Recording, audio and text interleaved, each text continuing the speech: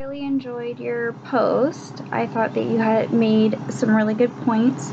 I agreed with you on how a child wouldn't know how to fit into school going from a gender neutral lifestyle at home to the school lifestyle. I completely agreed with what you said. I think it would be confusing. It would set a child up for bullying, and they just wouldn't make sense of why the environments were so different and question their parents' point of view and decision, and it would just cause a lot of issues, I think.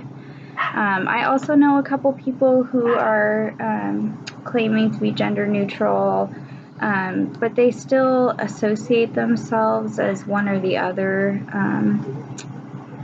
And they didn't grow up having a gender neutral lifestyle. They were associated with the gender that they were, and then they decided later on that they didn't want to be that, and so they changed what they were.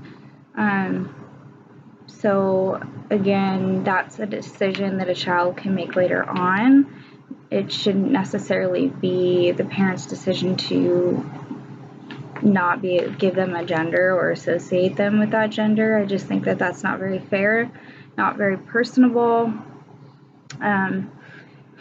So I was curious, why do you think it's possible to raise a gender neutral child? Because I know you said you thought that they could, so I was just curious the points in which you think this is possible. I think that the boys and girls are, again, not meant to be the same, as just like you had stated. They're not. Male and female is not the same. We aren't wired the same. We don't think the same. We don't do things the same way. But we're valued whether we're female or male, and so I think that's the point that we need to remember: is it doesn't matter what gender you are still valuable. You're still cared for, things like that. And I'm curious. I want to ask you a question. How would a parent keep their child from associating and gearing themselves toward a certain gender? What do you think would be some ways that a parent could stop a child when they're already starting to, go towards trucks or go towards sparkles, or, how do you think a parent would stop that in order to raise them in a gender neutral environment?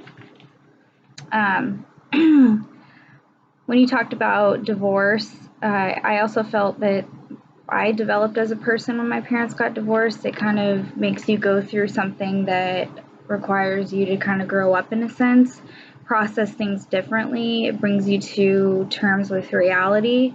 And so, my parents' divorce was very brutal, so I ended up having to take care of my brothers at the age of 9, and it was just a really tough time. And I do feel like this affected me as an adult later on, because it's harder for me to trust, and it has carried on into my relationships. Thank you so much.